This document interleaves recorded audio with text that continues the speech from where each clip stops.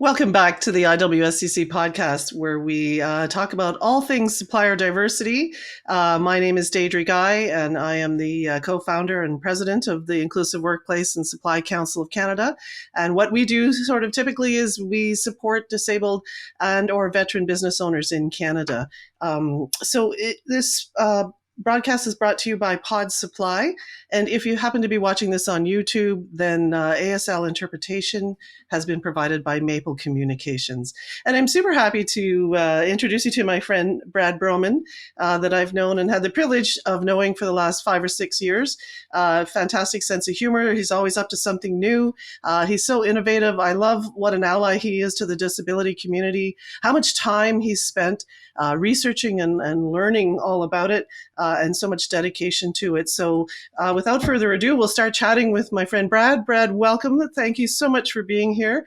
Tell us a little bit about yourself. Who is Brad Brohman, and what are you up to? What do you do now? Thanks, Deidre. No, appreciate the introduction. I have been in this space for a while, but we'll go back a little bit. I grew up in British Columbia, just outside of Vancouver, a small town called Squamish. Went to university in Victoria, and then went to university in Kingston, where I did a law degree at Queen's. Went back to Vancouver, decided being a lawyer wasn't so much fun, and veered off into a whole bunch of different things, including working with the government of BC, where I worked with the Premier's office and cabinet for quite a number of years, and then migrated out to Ottawa on an exchange. They called it a executive interchange or something like that. Ended up in Ottawa, where I was actually born, strangely enough, and with our kids, and ended up just staying, like you do often with families. You find your place and you stick around. So here I am, came out here in 2001 and have been here since, and working in the federal government and then in the private sector, and then now in a combination of my own company, which is a consultancy that does a lot of different things, as well as working for not-for-profits and other organizations in and around Ottawa or in Ontario, and just keeping busy, working with people I like, people that are trying to do interesting things and have some fun doing it. So the whole family came to Ottawa from BC? They did, actually. Our kids were all adopted, and we actually adopted another kid when we got to Ontario. So we have 5 kids here, and one of them actually was born in Toronto. So the rest are all from outside of Canada. So right. That's right. I always love hearing about the things that you and your family are up to and friends are up to. It's always something. So share a little bit more. Yeah. I know you're quite well traveled. Share a little bit about sort of the real Brad Brohman and family life, hobbies, that sort of stuff. The inside scoop. Open the kimono. Yeah. So been married forever, and in the course of that, we adopted 5 kids. The first 3 were all born in the U.S. and were adopted from different places in the U.S., different situations, different families, all that kind of stuff. One from Texas, one from Georgia, and one from Pennsylvania. And we adopted those kids all when we were living in Victoria.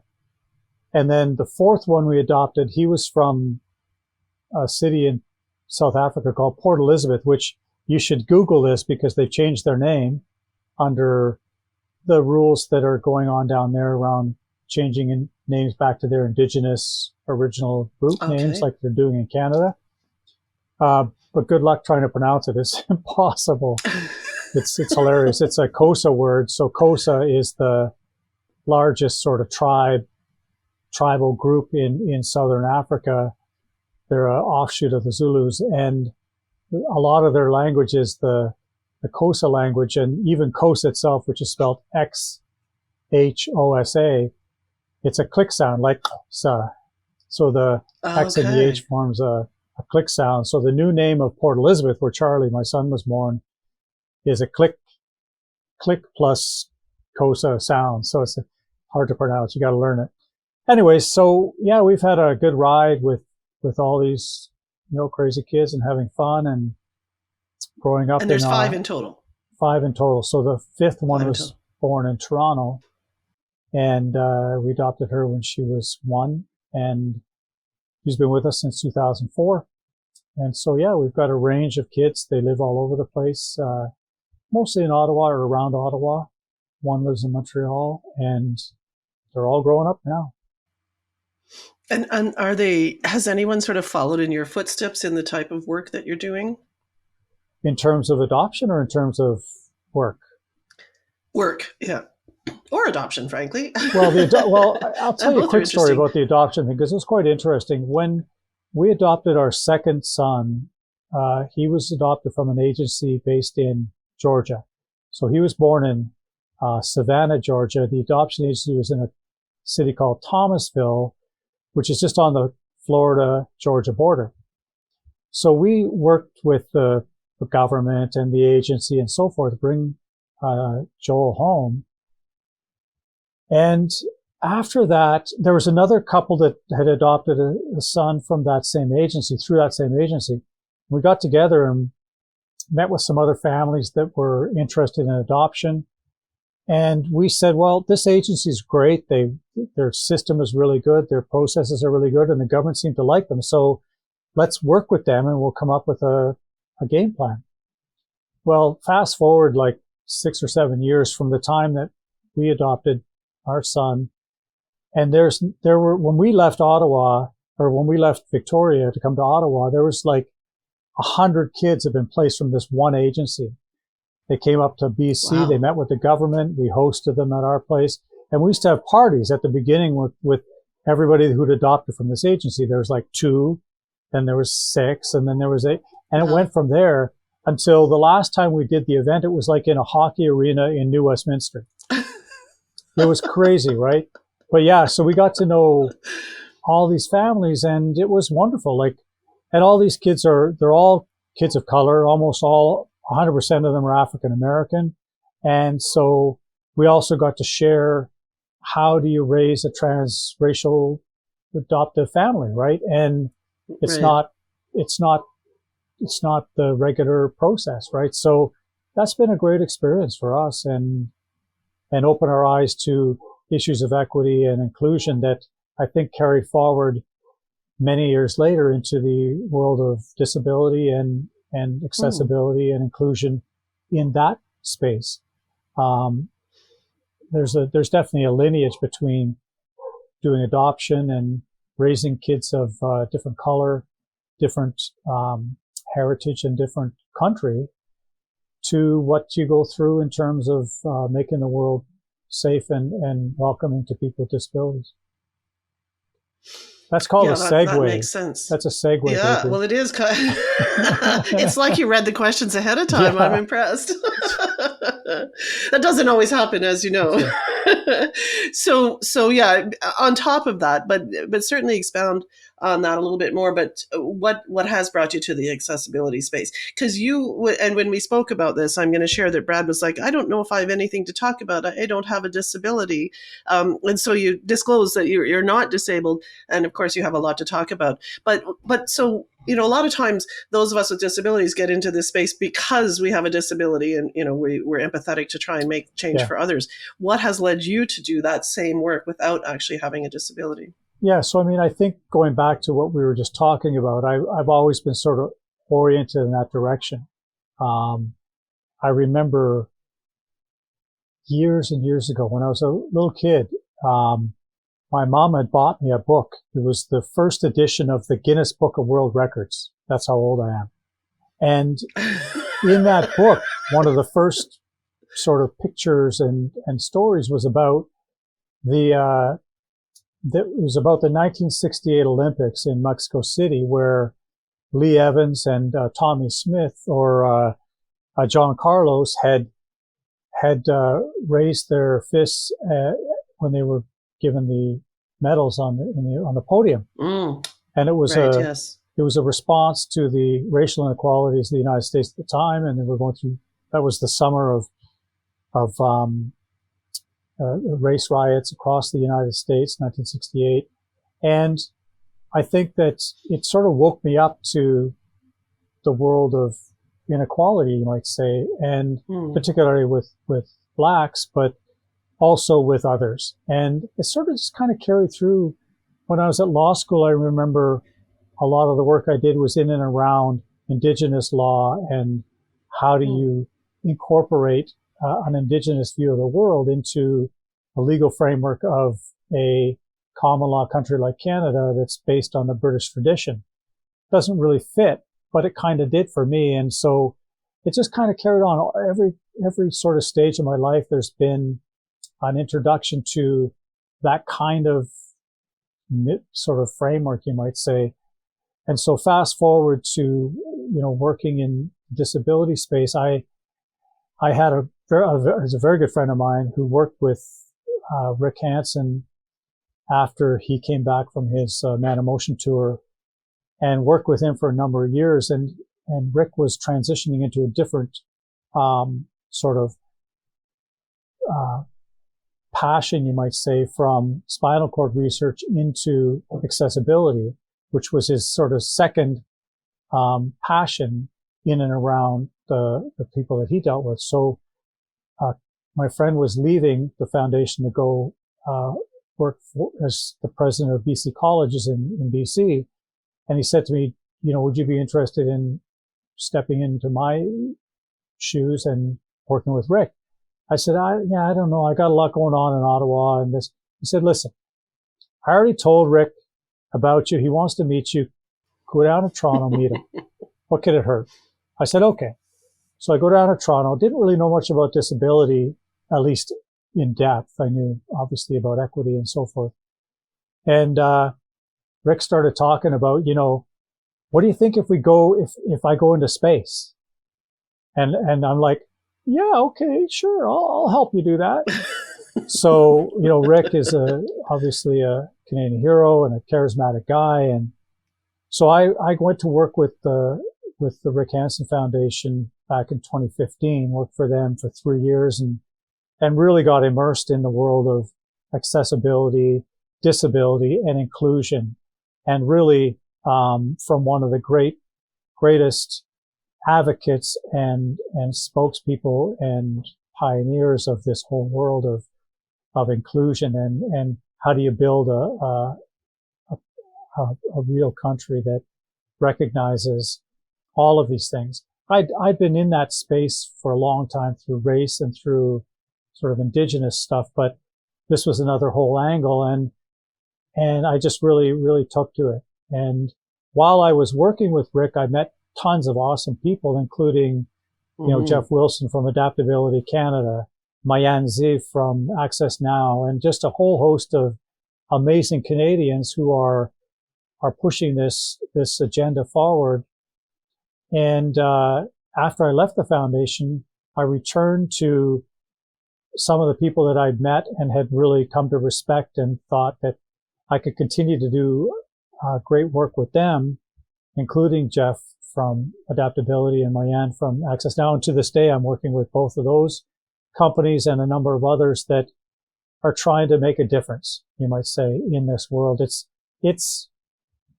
the disability space is the last of the equity groups to really get fair attention. And it's taken decades of people pushing and pushing and pushing, including Rick. And I think that I've just been the beneficiary of that in terms of picking up and trying to help where I can, and knowing full well that all I have is my empathy and my understanding and my commitment to understand. I don't live with a disability, and so I sometimes feel like a bit of a fraud, a bit of a, and we all go through that imposter syndrome. But I've just tried to really immerse myself in learning from the people that I work with, the community that I participate in, and just take from that. Never stand up and say, I live with a disability and therefore I just try to help behind the scenes and do what I can. And so it sounds like, for the most part, the organizations that you've been with, there's been some mindset or some lens, some focus on inclusion, not necessarily disability, but definitely inclusion. Did you find that working in inclusion and in that space, is it always a positive experience? Have you had, what's that been like? Yeah, I mean, I think that um, I'll turn it around a little bit and I'll say when we talk about disability and accessibility in the context of inclusion, we're more likely to get to a better outcome. So if you just talk about accessibility, well, historically in Canada and other places in the world, that's meant can a person with a physical disability, presumably in a wheelchair with some major sensory disability like blindness or deafness, can they navigate safely in the physical world, in the built environment? And it doesn't take long for you to realize that that doesn't really address the problem. That's a start. It's not a bad start. And it took a long time to even get to that start. But inclusion puts you into a different realm of vocabulary and action that really is about how do I make the world welcoming? And not only how do I make the world welcoming, how do I take pride in making the world welcoming? And that's for me, when you start to shift out of, let's just do the bare minimum, which has been the history of accessibility, particularly for people with disabilities. Let's just kind of make sure the person can get into a place and maybe get around a place, and that's about it, to something that is more embedded in everything we do. And that's when things start to change in terms of the conversations you have with companies or the conversations you have with government. And you can put it on a different level that is, I'll call it, more equal to the conversations that have been, underway for decades with women, with racialized groups, with the LGBTQ community, and with Indigenous peoples to bring everybody into a welcoming place and actually feel that that welcoming place is actually a better place for everybody, not just for the people that are quote unquote the people in control, you might say. Mm-hmm. So has it always been a positive conversation? No, because not everybody gets it. Not everybody understands it from that perspective. It takes some education, it takes some empathy, and it takes some effort. And I think that we're getting there. We're seeing it. Obviously, federal legislation around disability is a start, and it's changing the conversation. It's changing the dynamic.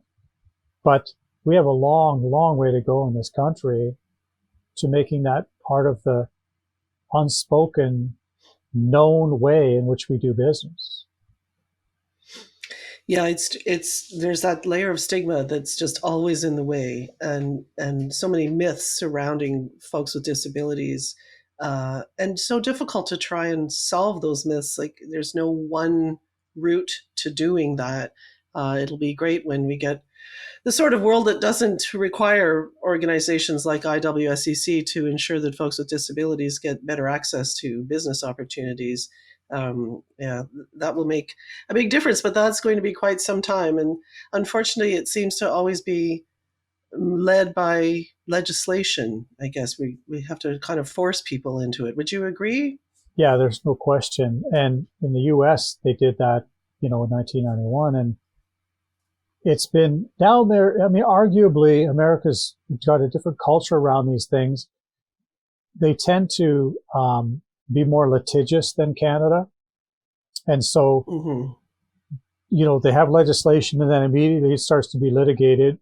And the actual legislation starts to take on a life of its own through litigation. Canada tends to be a little bit more collegial in the way they do these things. So it might take them longer to do legislation, but they typically do better legislation, if I can put it that way, or more complete, comprehensive legislation that thinks through a broader array of issues to resolve. So in Canada, it took a long time to get legislation. It wasn't until 2019. But the legislation itself is quite promising. And it does point in the direction of where we want to go as a country. But again, there's a tendency for companies and even the rest of government to kind of wait and see. So even with the new legislation, we're seeing this quite a lot where companies and the rest of government, the federal government in particular, that has an obligation to meet the obligations of the legislation, are like, well, we'll just wait and see what the government says, what the government makes us do.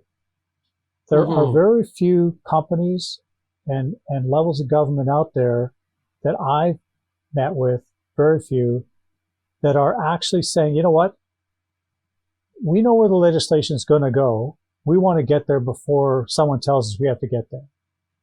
So there is a bit of a hesitancy in Canada. I've seen this not just for this legislation. I see it with, I'll use a different example, but it illustrates the same issue. In Canada, we have a healthcare system that is federally regulated, but it's delivered by the provinces. So there's a sort of a joint accountability. And Health Canada will approve a new treatment, let's say. And then there's an organization that will approve whether or not that treatment should be reimbursed by the provinces through the insurance programs that all provinces have for covering healthcare costs. And the provinces don't have to wait. If Health Canada approves a treatment, say a new cancer treatment, provinces can immediately agree to reimburse it.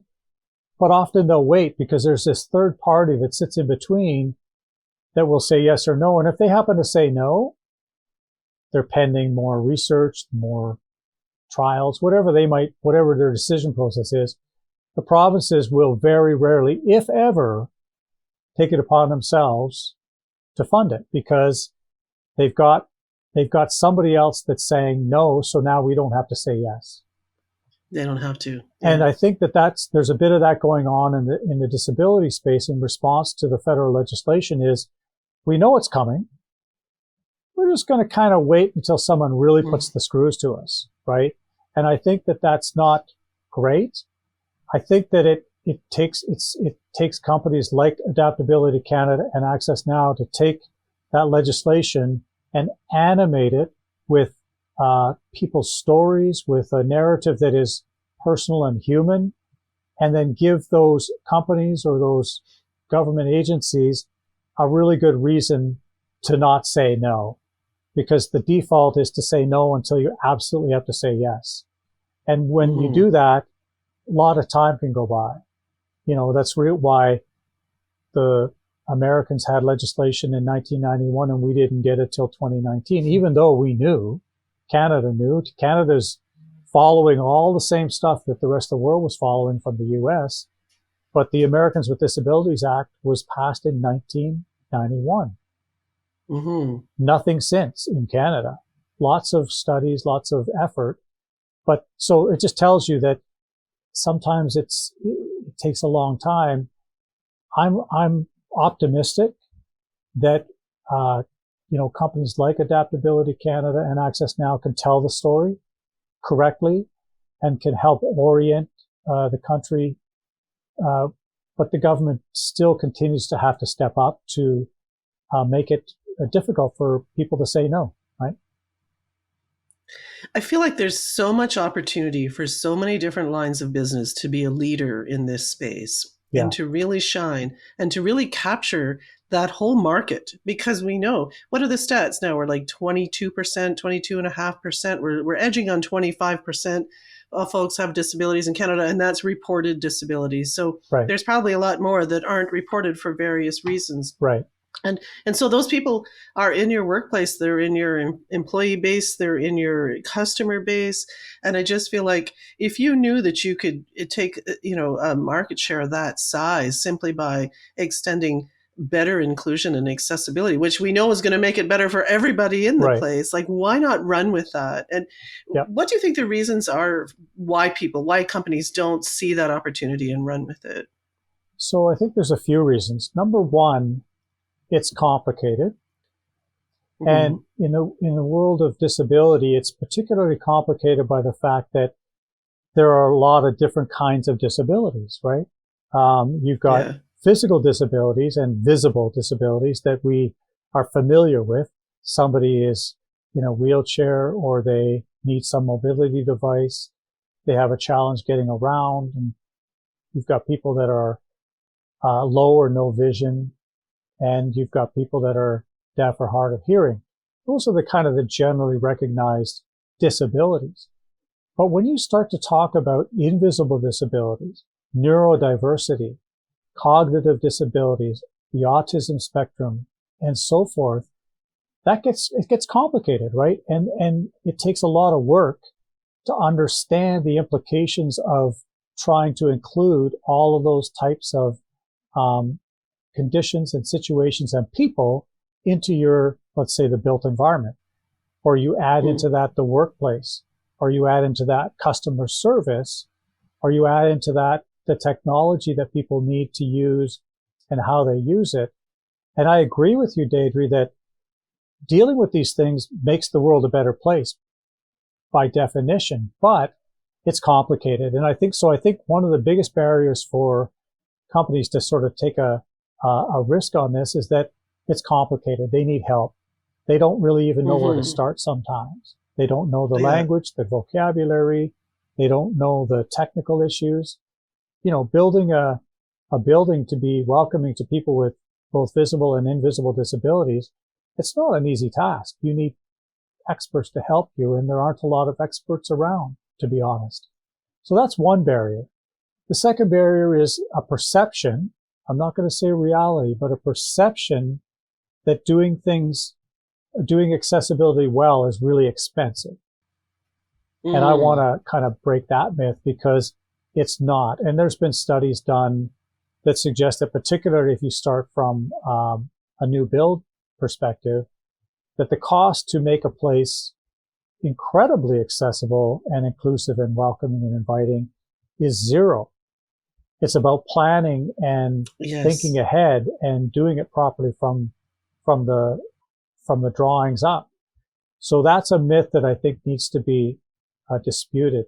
Yeah, if you're going to have to renovate a heritage building in Ottawa, like the Parliament buildings, yeah, it takes a little bit more creativity and probably will cost a little bit more, for sure, because you're dealing with existing infrastructure and things that were built at a time when people didn't think about this stuff. So I get that. But don't use that as the use case to say we can't do anything, right? So that myth, I think there's a myth that doing accessibility well costs a lot. The third part is that I think that there is a bit of, like I talked about earlier, just a kind of an inertia that comes with this kind of quasi-legal framework that we're working within around accessibility. It's part of the building code. It's part of the, Accessibility for Ontarians with Disabilities Act. There's different legal regimes out there. And people are kind of waiting to see what happens. So there's a bit of a built-in inertia. Let's just wait and see what happens. We don't want to be out there too far because, we may not get the benefit of it. But, honestly, once you get into the room with some of these organizations, companies, government, they get it. It's not that they don't get it. It's just that they need to be given a really good reason to proceed. And sometimes that reason is economic. You'll get more customers. You'll have a happier workforce. You'll have a happier whatever. Or you have to do it on the basis of, it's coming. It's better to sort of future-proof your building and do it now while you're doing other stuff rather than wait and do it incrementally because it'll cost more. This is a way to save costs in the long run by doing it now. So we have to get in the room and have those conversations. As legislation comes into place, and then people are going to start to panic retrofit, and prices are going to go up because suppliers are going to be like, well, you have to do this now. Yeah. It makes so much more sense to do it in a targeted and measured approach early on. Right. And what do you think? Yeah. Sorry, go ahead. No, I was just going to say, you work with a company like Adaptability Canada, which does this kind of work a lot, and oftentimes, and it's very practical, right? You look at the building or the portfolio of buildings, and you're able to point out what things ought to change, what things are safety based, what things are legal, what things are this and that. And I think that you can go from there and say, okay, let's make it practical. Let's make it achievable. Let's put a plan in place. It may be a 5-year plan. And that way you can work with the client to say, it doesn't have to all be done on day one. Number two, it can be done in the course of other things you're doing anyway. You might be changing the configuration of your building. Let's just do it right with accessibility in mind from the beginning. It doesn't cost you anything more. So you have to work with the client to help them see the path forward that isn't so daunting, so intimidating, and so costly, right? So bringing this back to IWSCC, and of course we have a focus on inclusive workplaces, as you know, and that's very, very important to us. But I'm also interested in your thoughts on barriers to inclusion in the business world for disabled business owners. Yeah. What do you see as barriers to inclusion for those business owners in the business world? So my response is going to actually be broader than that, because I think that the same things that prevent diverse supplier programs from being successful for women-owned businesses, Indigenous-owned businesses, I think that the disability-owned business sector has been late to the dance, you might say. But the issue is the same for all of the equity groups, to be honest. The same kinds of barriers exist. They just are a little more acute for disability-owned business because they're not as well known. But the barriers really come down to, again, it's how do you, the problem seems overwhelming, right? I don't think it is, because I think that most of the diverse suppliers that I'm aware of, they're just another in a long line of small businesses trying to get a little bit of business from bigger businesses.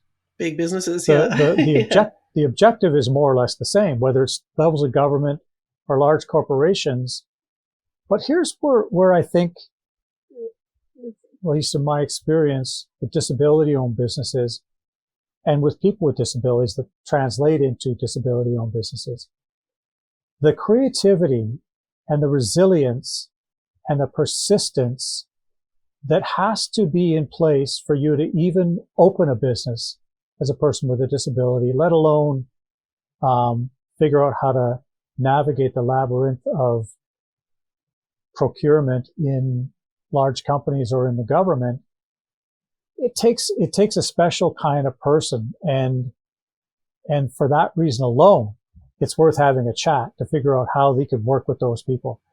Governments and procurement is obviously a complex area. Governments and big companies have a hard time looking at their spend and doing it in a way that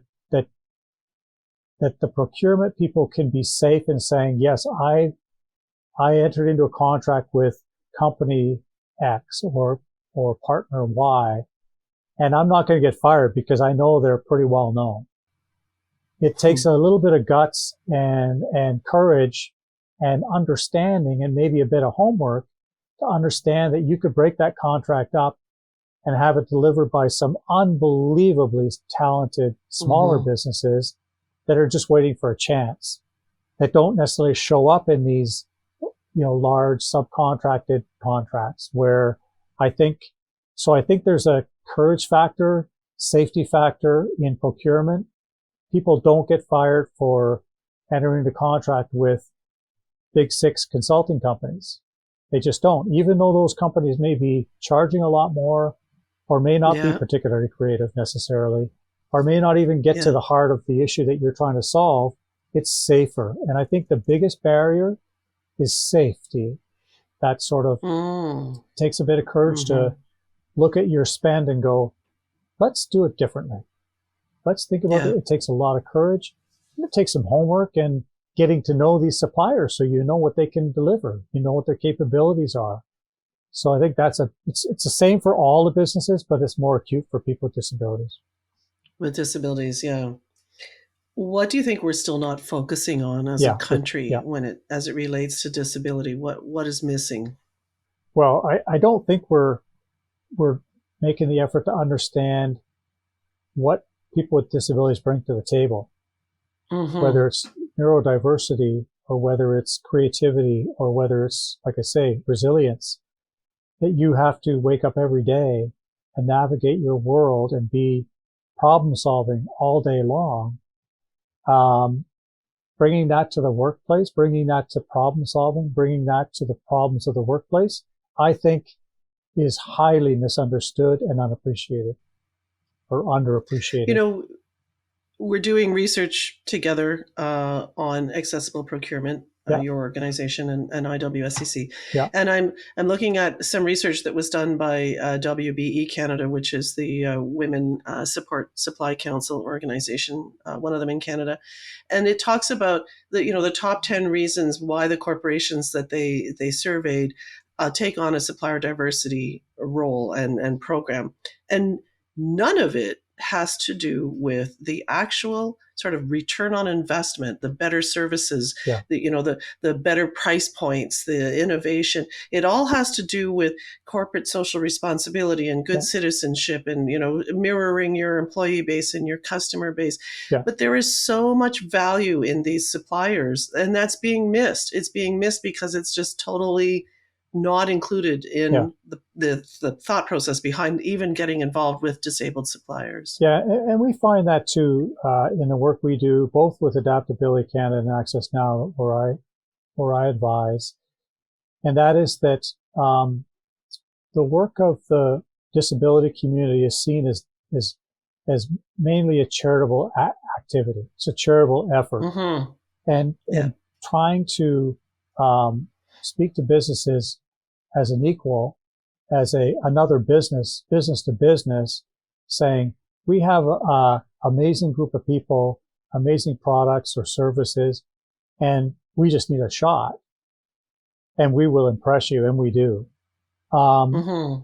just getting that shot can mean everything, and it can allow that company to go, oh wow, that those guys bring some real strength to the Yeah. table. And yeah, but again, I don't want to say that's just exclusively about people with disabilities. I know that people Of in any course. small Yeah. business person has a lot of resilience, creativity, and effort that goes into what they Mm-hmm. do. It just happens to be, I think, a little more acute in the disability community because of other biases, I think, that exist within society about people with disabilities, that they aren't capable, that their disability is going to get in the way of their showing up at work on time or being a good employee or all that stuff. All those myths have been busted, but Yeah. it persists, you know. They do. Yeah. So, last question: if you had one wish and only one, and it had to do with disability and accessibility, what would you wish for? Wow. Well, I think it goes back to, getting that shot, right? To be able to prove the incredible capabilities of people with disabilities and disability run businesses to add value, to add to the fabric of our country in a way that is unexpected and delightful and amazing. To be able to see how people with disabilities navigate their world and what they put up with every day that most of us wouldn't put up with for 1 second. Um, just upping our empathy meter, our understanding meter, our education meter to uh, to put ourselves in the shoes of people with disabilities. I think it would change everything. I totally agree. I totally agree with that. And thank you, Brad. It turns out you had all kinds of things to say, and I feel like I want to go longer, so we'll have to have you back.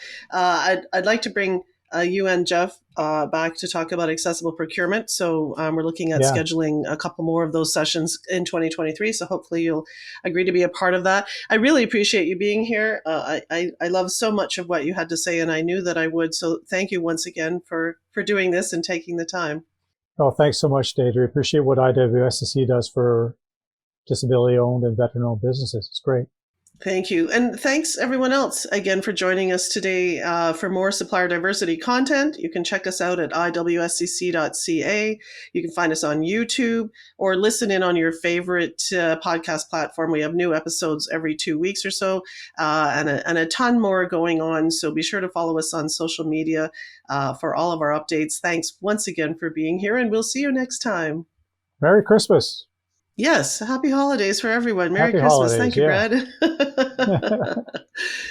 Thanks, folks.